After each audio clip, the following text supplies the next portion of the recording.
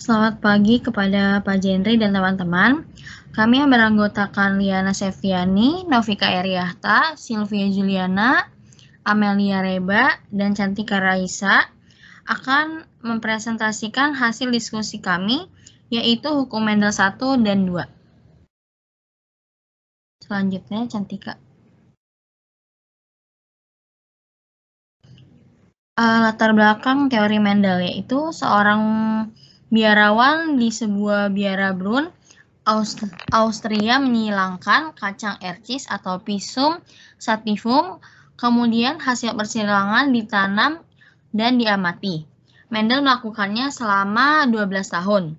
Di sini ada Gregor Johann Mendel tahun 1822 sampai 1884. Selanjutnya. Latar belakang teori Mendel, yaitu alasan Mendel memilih kacang ercis sebagai bahan percobaan adalah memiliki pasangan sifat beda yang mencolok. Kemudian melakukan penyerbukan sendiri, lalu mudah dilakukan penyerbukan silang. Kemudian waktu yang diperlukan untuk menghasilkan keturunan lebih cepat. Lalu mempunyai keturunan yang lebih banyak. Selanjutnya. Kemudian dari hasil percobaan yang diperolehnya, Mendel menyusun beberapa hipotesis, yaitu yang pertama, setiap sifat pada organisme dikendalikan oleh satu pasang faktor keturunan, satu dari induk jantan dan satu dari induk betina. Yang kedua, setiap pasang faktor keturunan menunjukkan bentuk alternatif sesamanya, misalnya tinggi atau rendah, bulat atau keriput, kuning atau hijau. Kedua bentuk alternatif ini disebut alel.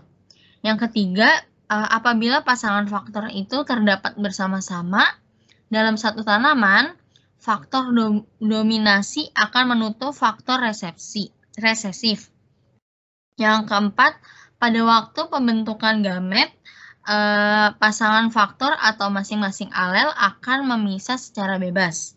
Yang terakhir, individu murni mempunyai alel sama, yaitu dominan saja atau resesif saja.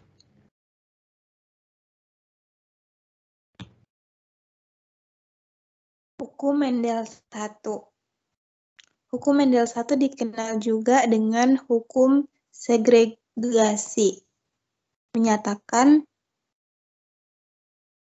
pembentukan gamet kedua gen yang merupakan pasangan akan dipisahkan dalam dua sel anak. Hukum ini berlaku untuk persilangan monohibrid atau persilangan dengan satu sifat beda.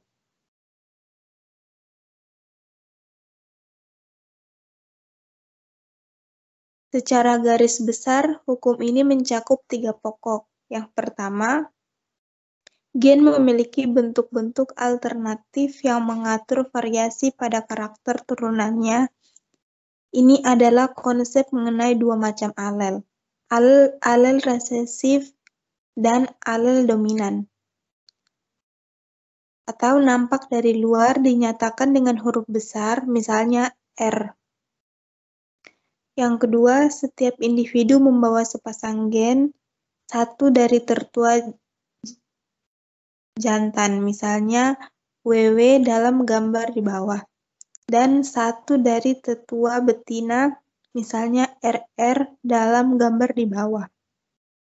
Yang ketiga, jika sepasang gen ini merupakan dua alel yang berbeda, alel dominan akan selalu terekspresikan atau nampak secara visual dari luar. Alel resesif yang tidak selalu terekspresikan tetap akan diwariskan kepada gamet yang dibentuk pada turunannya. Seperti pada penjelasan yang dijelaskan oleh Amel, ini adalah gambar mengenai konsep mengenai dua macam alel, yaitu alel resesif yang tidak selalu nampak dari luar, yang dinyatakan dengan huruf kecil, misalnya W pada gambar, dan alel dominan atau nampak dari luar, yang dinyatakan dengan huruf besar, misalnya R besar pada gambar. Next, Cantika. Selanjutnya ada hukum Mendel kedua. Hukum Mendel kedua dikenal dengan hukum independent assortment yang menyatakan bila dua individu berbeda satu dengan yang lainnya, dalam dua pasang sifat atau lebih, maka diturunkannya sifat yang sepasang itu tidak bergantung pada sifat pasangan lainnya. Hukum ini berlaku untuk persilangan di hibrid atau dua sifat beda ataupun yang lebih. Next. Seperti pada gambar, induk jantan pada tingkat 1 mempunyai genotip W kecil secara fenotip yang berwarna putih, dan induk betina mempunyai genotip R besar secara fenotip berwarna merah. Keturunan pertama yang tingkat 2 pada gambar merupakan persilangan dari genotip induk jantan dan induk betinanya, sehingga membentuk 4 individu baru yang semua genotipnya W kecil R besar. Selanjutnya, persilangan perkawinan dari keturunan pertama ini akan membentuk individu pada keturunan berikutnya. Bisa dilihat pada tingkat 3 pada gambar, dengan gamet R besar dan W kecil pada sisi kiri, yaitu pada induk jantan tingkat 2, dan gamet R besar dan W kecil pada baris atas, atau induk betina tingkat 2. Kombinasi gamet-gamet ini akan membentuk 4 kemungkinan individu seperti nampak pada papan catur yang sudah kami sediakan pada gambar. Ada 4 kemungkinan individu seperti pada papan catur pada tingkat 3 dengan genotip R besar, R besar W kecil, R besar W kecil, dan W kecil, W kecil. Jadi pada tingkat 3 perbandingan genotip RR berwarna merah, RW juga berwarna merah, dan W kecil yang berwarna putih adalah 1:2:1. Secara fenotip, perbandingan individu merah dan individu putih adalah 3:1. Next, Cantika. Selanjutnya kita masuk kepada teori pewarisan sifat. Teori pewarisan sifat, atau yang dikenal dengan hereditas, merupakan suatu pewarisan sifat dari induk kepada keturunannya. Ilmu yang mempelajari tentang pewarisan sifat ini disebut dengan genetika. Pewarisan sifat itu dapat ditentukan oleh kromosom dan gen. Teori-teori tentang pewarisan sifat adalah sebagai berikut. Yang pertama ada teori embrio. Teori ini dikemukakan oleh William Harvey pada tahun 1578 sampai 1657, yang menyatakan bahwa semua hewan berasal dari telur. Pernyataan ini diperkuat oleh René de Graaf pada tahun 1641 sampai 1673, peneliti pertama yang mengenal bersatunya sel sperma dengan sel telur yang akan membentuk embrio. René de Graaf menyatakan bahwa ovarium pada burung sama dengan ovarium pada kelinci. Yang kedua ada teori preformasi. Teori ini dikemukakan oleh Jan Swammerdam pada tahun 1637 sampai 1689, yang menyatakan bahwa telur mengandung semua generasi yang akan datang sebagai miniatur yang telah terbentuk sebelumnya. Selanjutnya ada teori epigenesis embriologi. Teori ini dikemukakan oleh C.V. Wolf pada tahun 1738 sampai 1794, yang menyatakan bahwa kekuatan vital dalam benih organisme dengan kekuatan ini menyebabkan pertumbuhan embrio menurut pola perkembangan sebelumnya. Selanjutnya ada teori plasma nutfah. Teori ini dikemukakan oleh J.B. Lamarck pada tahun 1744 sampai 1829, yang menyatakan bahwa sifat yang terjadi karena rangsangan dari luar, yaitu lingkungan, terhadap struktur fungsi organ yang diturunkan pada generasi berikutnya atau sebagai penurunan sifat. Yang kelima ada teori pegenesis.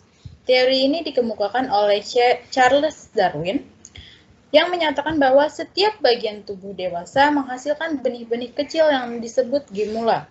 Dan yang terakhir ada teori telegani, yaitu teori yang dikemukakan oleh Ernest Haeckel yang menyatakan bahwa spermatozoa sebagian besar tersusun atas inti dan inti bertanggung jawab sebagai penurun sifat.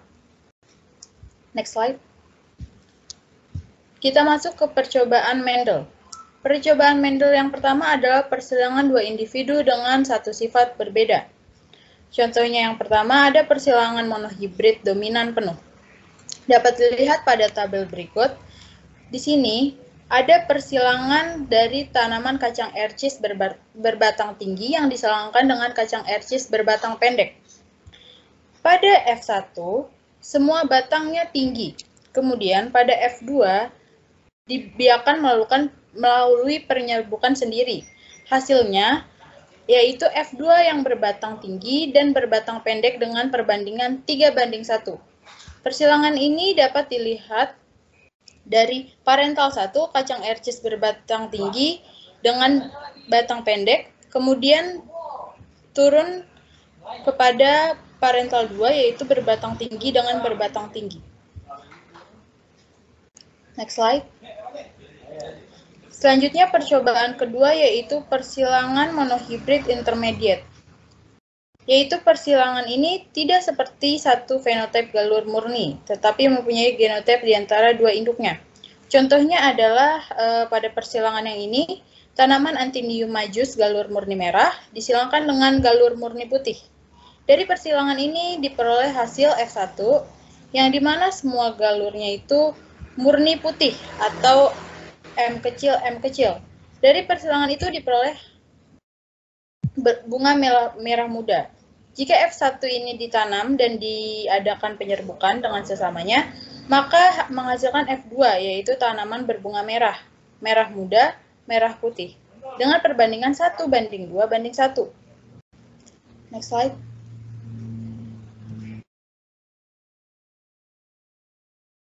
Persilangan dua individu dengan satu sifat beda atau dihibrid. Persilangan dua individu dengan dua sifat beda atau lebih menghasilkan keturunan dengan perbandingan fenotip dan genotip tertentu. Mendel dalam percobaannya menggunakan kacang ercis galur murni yang mempunyai biji bulat warna kuning dengan galur murni yang mempunyai biji keriput warna hijau. Karena bulat dan kuning dominan terhadap keriput dan hijau, maka S1 seluruhnya berupa kacang ercis berbiji bulat dan warna biji kuning. Biji-biji F1 ini kemudian ditanam kembali dan dilakukan penyerbukan sesamanya untuk memperoleh F2. Keturunan kedua F2 yang diperoleh adalah sebagai berikut. Persilangan tersebut adalah persilangan dua individu dengan dua sifat beda, yaitu bentuk biji dan warna biji.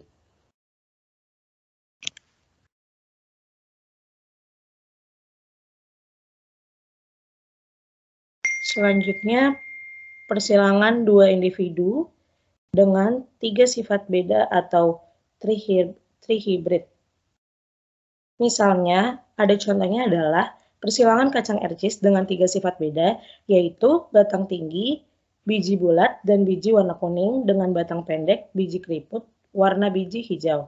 Keturunan F1 yang dihasilkan adalah sebagai berikut seperti gambar di bawah ini. Sekian presentasi dari kelompok kami.